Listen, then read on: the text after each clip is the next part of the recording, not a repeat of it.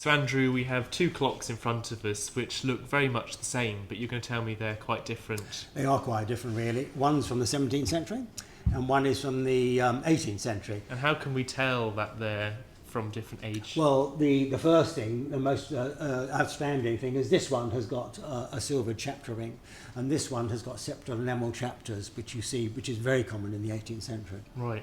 And these clocks have an unusual name, which is a tête de poupée, and I believe it translates to doll's head, which I'm not quite sure where they got that idea from, but I think the earlier variants do look a bit more like a doll's head.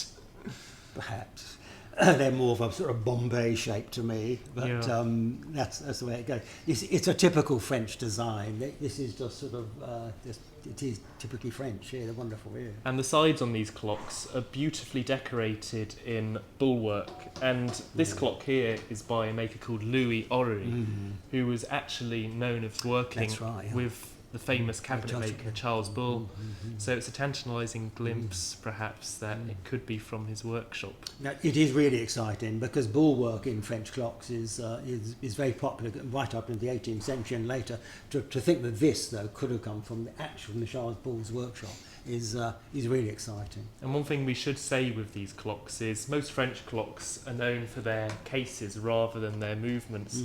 But these two early examples really have quite interesting movements. Oh yes, I think that's the nice thing about these early French clocks. They have got interesting movements, and they're nicely made things, and they've got sort of technical interest as well. So these two clocks will be in our next sale of fine clocks on the 2nd of July. So do come down and have a look and come and say hello.